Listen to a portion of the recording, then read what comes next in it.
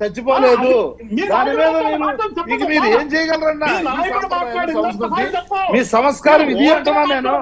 మీ సంస్కారం ఎంతకంటే ఎక్కువ ఉంటుందా అని నేను అడుగుతా ఉన్నా. మీరు సమాధానం చెప్పి ముందుకెళ్ళండి.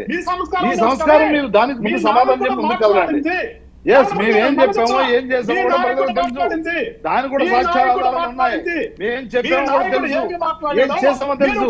ముందు సమాధానం చెప్పి ముందుకెళ్ళండి. శాఖల మీద పట్టు లేదు, ఏం జరిగిందో తెలియదు, ప్రజల్లో ఏ విధంగా అలా జరుగుతుందో మీకు తెలియదు, అది అవసరం లేదు మీకు. ప్రజలు సుఖశాంతంతో ఉంచాలి అనేటటువంటి మీకు ఆ పద్ధతే లేదు, సిద్ధాంతమే లేదు. ఎన్నాళ్ళు ఉంటాయి అనుకుంటున్నారు? ఎన్నాళ్ళు చూస్తారు? ప్రజల రోడ్ల మీదకి వస్తే ఏమవుతుందో తెలుసా? మీరు ప్రజల రోడ్ల మీదకి వస్తే ఏం జరుగుతుందో తెలుసా నేను అడుగుతా ఉన్నా. మీ రౌడీజం, గూండాయిజం ప్రజల రోడ్ల మీదకి వస్తే ఏమవుతుందో తెలుసా? అప్పుడు తెలుస్తుంది మీకు ప్రజలు ఏం చేస్తారో. అప్పుడు తెలుస్తుంది అన్నా. ఏదో మభ్య పెట్టి, ఏదో వాగ్దానాలు చేసి మేము అధికారంలోకి వచ్చాము, ప్రజలను మభ్య పెట్టాము అనేటటువంటి అహంకారంతో మీరు పోతే మీరు ఎక్కువ కాలం మనుగడ సాగించలేరు. ప్రజాస్వామ్యతంగా మీరు చేస్తారా? చేయండి.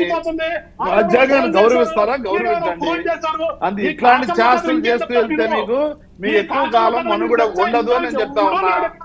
మీరు అప్రజాస్వామ్యంగా పోతే, మీరు ప్రజల్ని మన్నించకపోతే, మీరు ప్రజా శ్రేయస్సు కోసం మీరు పాటుపడకపోతే, ప్రజల కోసమే మీరు పనిచేయకపోతే, మీకోసం, మీ అహంకారం కోసం, మీ సొంత మీ అజెండాల కోసం ముందుకెళ్తే డెఫినెట్ గా ప్రజలు చెప్పే కార్యక్రమం జరుగుతుంది. ప్రజలే రోడ్ల మీదకి వస్తే ఏం జరుగుతుందో తెలుసు కదా మీకు. ప్రజా తిరుగుబాటు వస్తే ఏం జరుగుతుందో మీరు చూడబోతున్నారు. ప్రతి ఊళ్ళో కూడా మహిళలను మీరు జాగ్రత్తగా చూసుకోవడం లేదు. మహిళ అహంకారిగా తయారయ్యారు. మీరు మహిళని మానవంగం చేసే కార్యక్రమం చేస్తా ఉన్నారు, మహిళని చంపే కార్యక్రమం చేస్తా ఉన్నారు, ఈసీలని అహంకారంతో మీరు కొట్టే కార్యక్రమం చేస్తున్నారు, పట్టపగలే రోడ్డు మీద కొట్టే కార్యక్రమం చేస్తా ఉన్నారు. నిన్న మీరు ఏం చేయాలనుకున్నారు? రాష్ట్రం పగలబెట్టాలనుకుంటారా? ఏ ఒక్క ఇండస్ట్రియలిస్ట్ కూడా ఇది చూసి వచ్చాక 630 కోట్లు దాడులు చేస్తారా మీరు? కోకోకోలా కంపెనీ మీద దాడులు చేస్తారా మీరు? International company. మీరు అహంకారంతో అక్కడ లోకల్ ఎమ్మెల్యే అక్కడ అచ్చెన్నాయుడు అడ్డగోలుగా రోజు ₹1 కోటి ఇవ్వాలంటారు మీకు. ₹1.5 కోటి ఇవ్వాలా మీకు? మీకు కప్పం కడితే గానీ బయటికి వెళ్లే కార్యక్రమం చేయరా? లారీ లోపల పంపించరా? బయటకు పంపించరా? ఇది ఏమనుకుంటున్నారు మీరు? నియంత్రిత దేశం అనుకుంటున్నారా? మీ జాగీర్ అనుకుంటున్నారా? నేను అడుగుతా ఉన్నా. International company Coca Cola, international company Kingfisher, వీటిలన్నీ కూడా మీరు ఏం చేయాలనుకుంటున్నారు అంటా నేను. మీరు ఏం చేసి వెళ్ళాలనుకుంటున్నారు? వెంకటేశ్వర గారు నుంచి బయటకు రాకుండా చేస్తారా?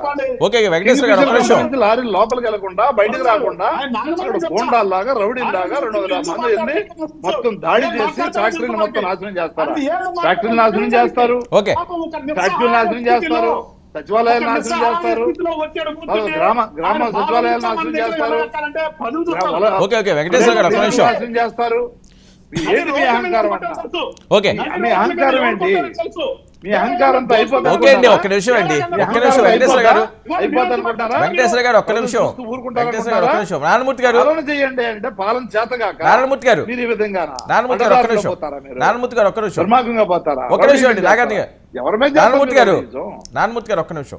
విద్యాసాగర్ గారు, పాలన మొదలయ్యి ఇంకా 2 వారాలు కాకముందే విపరీతమైన దౌర్జన్యాలు చేస్తున్నారట. డీజీపీకి ఒక సుదీర్ఘమైన లేఖను కూడా వీళ్ళు పంపించడం జరిగింది. ఏ ప్రాంతంలో ఎవరు ఎలాంటి అటాకులు చేస్తున్నారో, ఏం చేస్తున్నారో, కోట్లాది రూపాయలు అవినీతులు చేస్తున్నారట. అప్పుడే మొదలు పెట్టారు. దీన్ని మేము అడ్డుకుంటాం అన్నది వైఎస్ఆర్సీపీ. అక్రమంగా కేసులు పెడుతున్నారట, కక్షపూర్తి చర్యలు చేపడుతున్నారట. గుడ్ ఈవినింగ్ అండి. అట్లాగే మిగతా మిత్రులిద్దరికి కూడా నమస్కారం.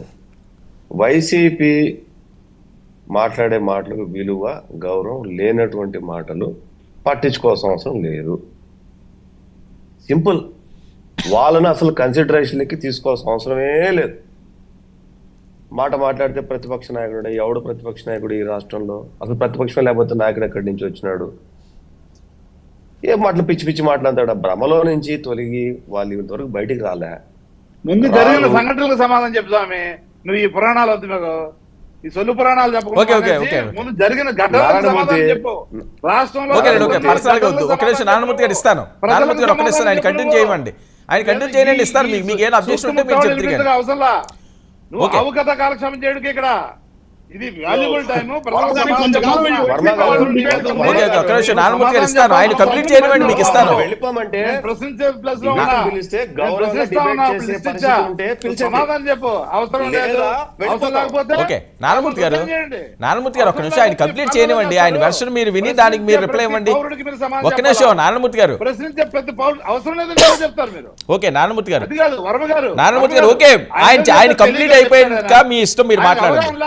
ఆయన కంప్లీట్ అయిపోయి మీకు ఇస్తాను, ఒక నిమిషం వెయిట్ చేయండి. నారాయణమూర్తి గారు వెయిట్ చేయాలి. పారిపోతారా మీరు? ఓకే ఒక్క నిమిషం, పారిపోతారా? ఓకే ఒక్క నిమిషం ఆయన ఆయన కంప్లీట్ చేయనివ్వండి. ఆయన ఇప్పుడే కదా స్టార్ట్ చేశారు, ఆయన ఏం చెప్తారో వినకుండా మీరు మధ్యలో క్రాస్ టాక్ వల్ల సుఖమే ఉంది. సరే ఒక్క నిమిషం వినండి, మీరు మధ్యలో క్రాస్ టాక్ ఎందుకు, ఆయన ఏం చెప్తున్నారో వినండి, అన్ని నోట్ చేసుకోండి, మీకు నేను సమయం ఇస్తాను, మాట్లాడండి. విద్యాసాగర్ గారు సమాధానం చెప్పే బాధ్యత ఉందా లేదా అని అడుగుతా. ఓకే చెప్తారు వినండి వినండి అది చెప్తాను. ఈ కాలక్షేపం కాదు, ఈ కాలక్షేపం కాదు. ఒక్క నిమిషం అండి వెంకటేశ్వర గారు విద్యాసాగర్ గారిని మాట్లాడినవ్వండి, ఆయన అయిపోయి మీకు ఇస్తాను. అరే ఒక్క నిమిషం అండి వెంకటేశ్వర గారు వెంకటేశ్వర